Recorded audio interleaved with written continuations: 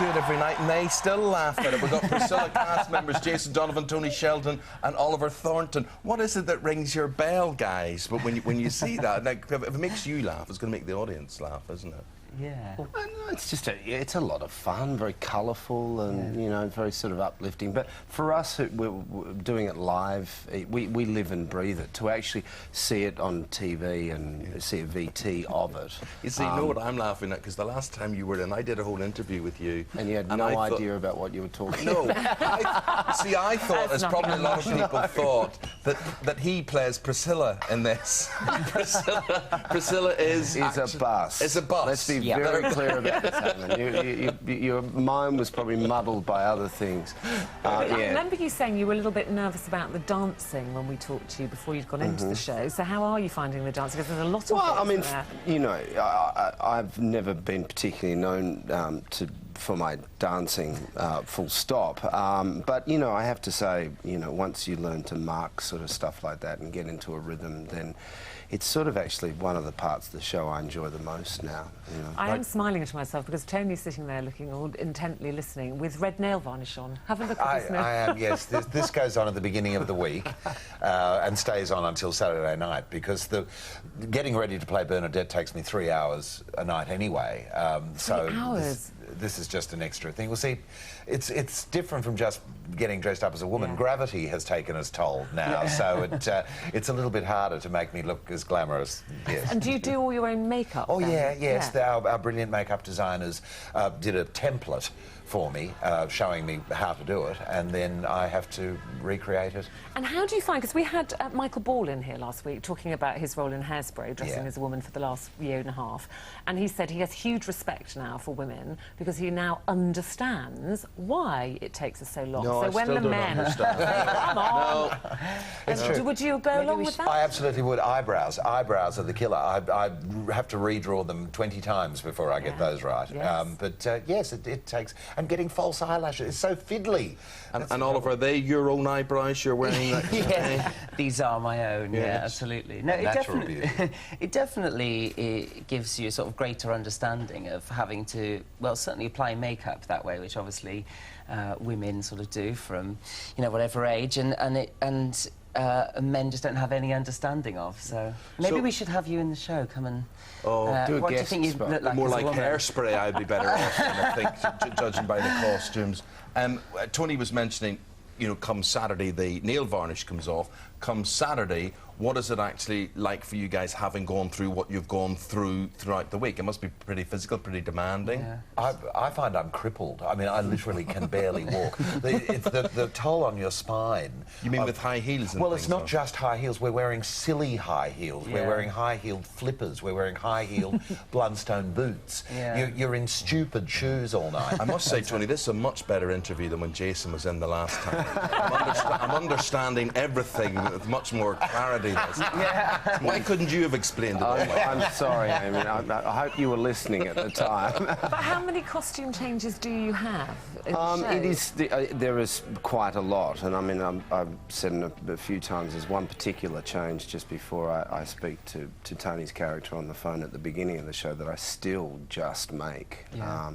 But no, look, you were saying, you know, you get to Saturday night, it is absolutely exhausting, but the audiences, you know, are so uplifted and so energised, particularly on a Saturday night. It sort of carries you through. Sunday's a write-off, but Saturday... Whatever this show does, this is Laura from Bedford. Good morning, Laura, and she says, this show changed my life. I cannot thank the cast enough. I've seen it many times and made amazing new friends because of it. I hope it runs for a long time, and all the cast are amazing. So there seems to be a following. Yeah, it kind of gets... I think the film had a cult following. When the film came out, it kind of made such a major impression, and the thing that was interesting for me, I sort of thought, well, how is a musical going to follow that? You know, like, you know, people sort of put those films on pedestals, don't they, and you don't touch them. But the musical's sort of got its own following now, and people that have seen the film come and watch it, and they say that they love the musical as much, and so it's got its own. But Tony, you weren't convinced. You were in there right from the start when they tried to develop this from the film to the stage. I've been with this project for 3 years, and I've been doing The Producers, the Mel Brooks show, and I've been playing Roger Debris, who of course is in the Chrysler Building dress. And somebody walked past my dressing room one night and said, "Hey, they're doing a musical of Priscilla." I said, "I would rather stick a fork in my eye than do that. You know, I've got to get away from the frocks." But I went and I did the 10-day workshop, and I realised how well the structure of the road movie works as a show, because every scene is set in a different place. You meet a different set of characters in each scene. It's got a natural momentum. Plus those brilliant songs from the soundtrack of the film, which everybody knows. "I Love the Nightlife," "Don't Leave Me This Way."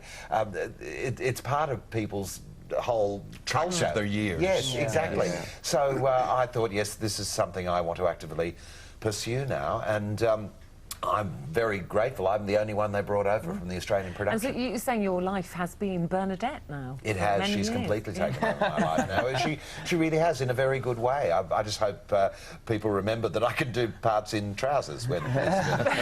Talking about parts in trousers, can someone just tell me why, this is another bit I didn't get, why, I was reading the statistics on this, why are 700 ping pong balls fired a week from the stage? Well, I mean, I think you have to say come it this along time to in the see the morning. show to really understand the dynamics and the currency of ping pong balls and a particular scene. But weren't you I think that's part of the whole show. It's a little bit different. So there is a bit of edginess to it. You know, it's not sort of. But when I say it's not safe musical, predictable, it's not. Yeah, it goes out there, and I think sometimes in times like these, it's sort of that's a little bit. Yeah, it's a bit of escape. It's not necessarily Disney-esque, you know, in that way. And I think the ping pong balls are definitely part of that whole experience. But a wonderful heart to the show too. Weren't you offered a part in the film originally that you turned down? I was. I mean, it wasn't the right time, and I have to say, for me, I read the script of Priscilla, and you know, with films you never really know, and obviously at that point in time I was in Joseph, and I just didn't know whether it was the right move to make.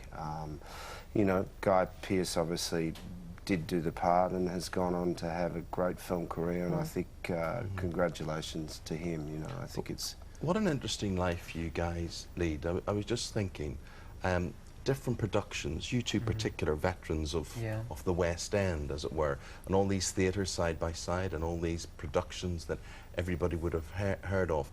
Is it work or is it like playtime for you, or how would you describe that life in the West End? I think it's interesting. When you start out, it's definitely sort of, it's about following your passion and your dreams, and for all people that sort of go on things like, you know, X Factor and those sorts of programmes, I think it always has to start out as that. But you know, ultimately it does become work because we have to do it 8 times a week, and as much as I would say we all have a great time and we all love it, we have to treat it as work, because otherwise you wouldn't get through 8 of them Well, it's a week complete for a discipline, isn't it? Absolutely, very much so. But let me tell you, I've been an actor for 45 years now. No, and, stop it. Yeah, and it keeps Child actor. I was. I started off when I was 7. And it keeps you young because in this industry, with each role, you get to become a different person, and it keeps your brain active. You get to live many, many lives and many, many different existences, and it keeps you childlike. You're always playing. So within that discipline, it allows you to take yourself out of yourself for several hours a day, which is very exciting. So what are Sundays like for you all? So you have this mad week. What happens on a Sunday? Nothing? Nothing, Absolutely nothing. You have kids, though, don't you? I do have kids. How do you avoid that? Well, I mean, I'm you're not talking allowed to about avoid that on a you're Sunday. talking about being. No, I don't. I try not to. But you just follow on from that. You have to be. It's like being an athlete. I think that's exactly the way you've got to approach it. Do you know, I say the same thing. I say to you when I'm lying on the couch, it's like being an athlete. You wouldn't expect Michael Owen to work on a Sunday. A racehorse wouldn't be expected to race at the weekend. You don't. But I have to. Well, and I work, and then I have to forget that I'm an athlete and do the mummy thing. That's the only way to approach it. And what do the kids think of seeing you dressed as a woman? The kids love the show. They absolutely adore the show. You know, they've seen it about 3 or 4 times. I mean, they're keenly follow what I do because I walk around the house usually learning the songs for 2 months before I do something. But, in high heels, practicing. Yeah, but Sunday does become a very religious sort of day, and you know, in a funny way, slightly you get a little bit selfish on a Sunday. I've got nothing for respect for Jason. You know, we come into work. Well, I speak for myself, but we come into work and I sort of say, he sort of says, "How was your day?" And I say, "Oh, I'm so tired. I got up at 12." You know, and Jason's like, "Oh, my kids got up at 6." Yeah. So 12. I have absolutely no reason to complain. So nothing but respect for anyone with kids working as an actor. We're looking. Often you see in programmes like this, there's these quick makeovers that people have to do. Well, we reckon you've got just about an hour to completely transform yourself. Which normally takes you 2. Yeah.